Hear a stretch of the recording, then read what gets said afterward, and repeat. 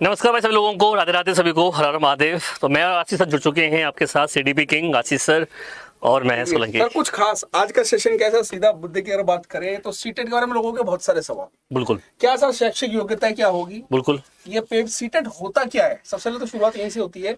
क्यों देना जरूरी है, क्या इसके बिना भी जीवन में काम चल सकता है, क्या मैं सरकारी मास्टर बन सकता हूँ, उम्र सीमा क्या होगी, और ये लैंग्वेज का सर बहुत बड़ा लफड़ा रहता है इसके अंदर, लैंग्वेज कौन सी चूज करें। तो सीधा सर मुद्दे पे आता है। तो भाई सारे एक एक प्रश्न का आपका हम लोग सॉल्यूशन करेंगे, आपको आंसर देंगे, ठीक है। इससे पहले आप लोग जुड़ जाओ सारे बच्चे फटाफट से लाइव, और इस सेशन को शेयर भी कर देंगे, ठीक है। फैला दो पहले भाई सभी लोग।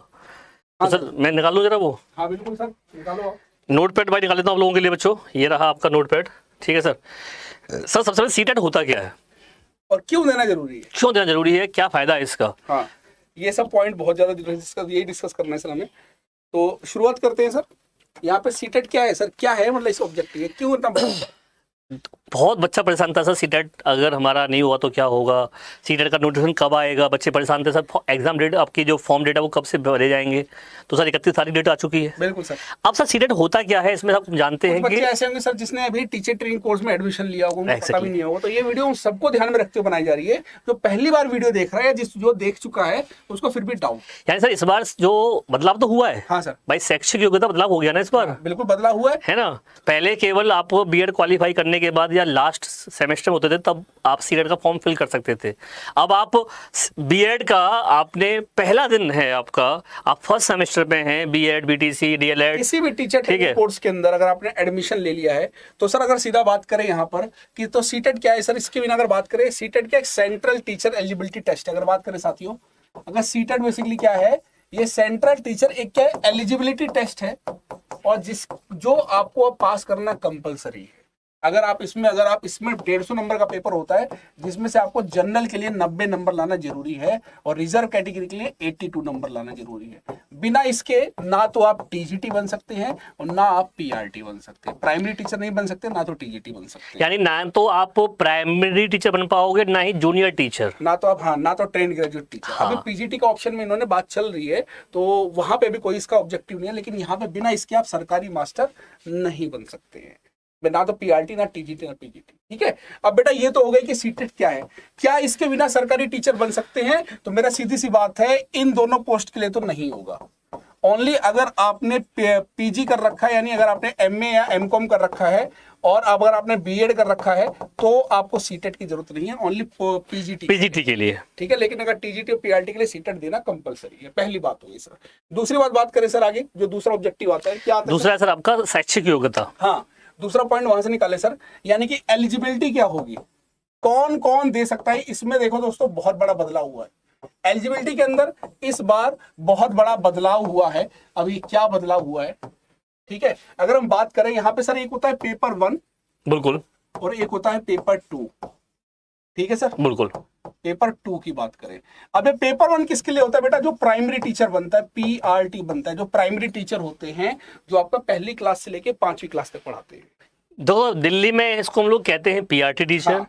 यूपी में हम इसे कह देते हैं प्राइमरी टीचर। प्राइमरी टीचर, ठीक है। यहाँ पे लिख भी देते हैं सर, कई बच्चे ये भी कंफ्यूज होंगे, जो है प्राइमरी टीचर होते हैं जो पहली क्लास से लेके 5वीं क्लास तक पढ़ाते हैं। बिल्कुल है। तो यहाँ पे सर इनकी एलिजिबिलिटी में क्या हो जाएगा, इनका एक योग्यता का नियम क्या हो जाएगा कि अगर आपने 10+2 कर रखा है, दोस्तों क्या कर रखा है, अगर आपने 12वीं पास कर रखी है, अगर मैं जनरल बात करूं, उसके बाद अगर आपने कोई भी 2 साल का जेबीटी डाइट डिप्लोमा 2 ईयर का प्रोग्राम कर रखा है, 2 साल, भले वो डीएलएड हो, ठीक है, बड़ी बीटीसी हो, कुछ भी हो, ठीक है, 2 साल का प्रोग्राम होना कंपलसरी है। आपने 10+2 के बाद 2 साल का प्रोग्राम कर रखा है, कोई भी टीचर ट्रेनिंग को, डीएलएड बीएलएड, भाई कुछ भी ऐसा जो प्रोग्राम कर रखा है, डाइट कर रखा है, अलग अलग नाम से रह जाता है, तो आप पेपर 1 के लिए अप्लाई कर सकते हो। बिल्कुल, ठीक है, पीआरटी के लिए, ठीक है।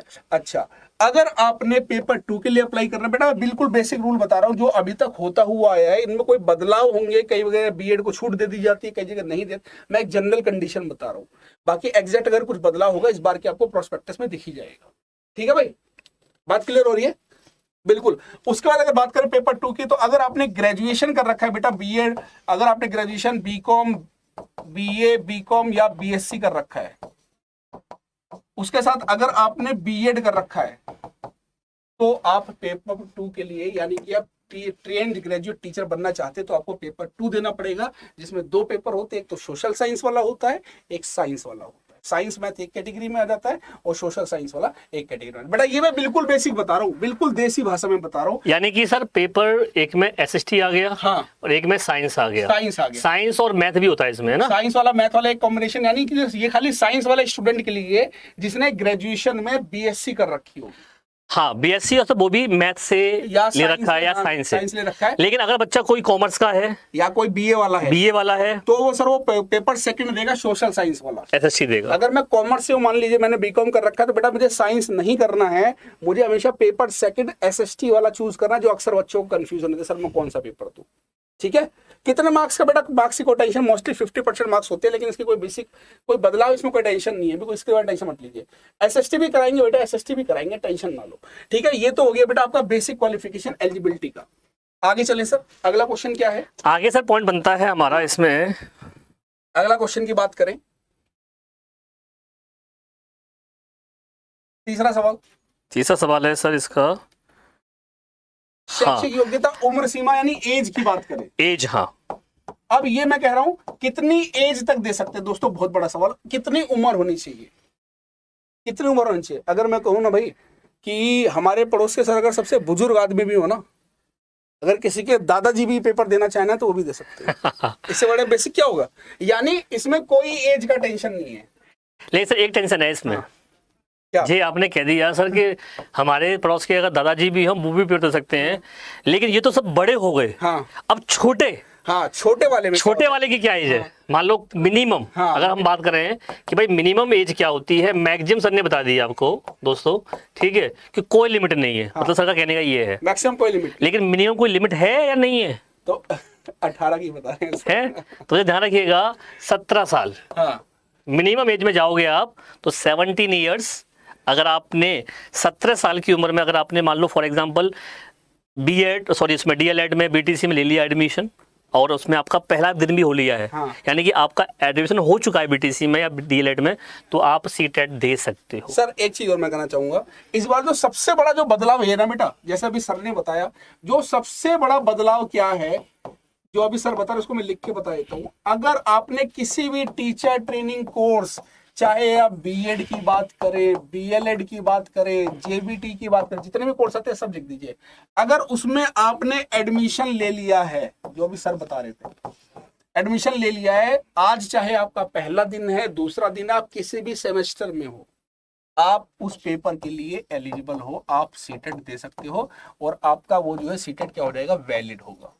यानी इस बार भीड़ बहुत ज्यादा बढ़ने वाली है, बिल्कुल बहुत ज्यादा बढ़ने वाली है भाई। आप ये देखो ना, पहले सर ये होता था कि आप फाइनल ईयर में हैं, हाँ, और तब आपका फॉर्म आप दे हैं। सकते थे। अब बच्चा सर पहले सेमेस्टर वाला भी देगा, सेकंड सेमेस्टर वाला भी देगा, थर्ड सेमेस्टर वाला भी देगा, यानी कि फोर्थ तो पहले देता था, हाँ, हाँ। लेकिन अब 3 सेमेस्टर वाले बच्चे जो है वो पेपर भी देंगे सर। तो सर आप कंटिन्यू करिए, मेरी क्लास शुरू हाँ सर, आप क्लास करिए, कमेंट लाइक जरूर करें, जितने लोग देख रहे हैं।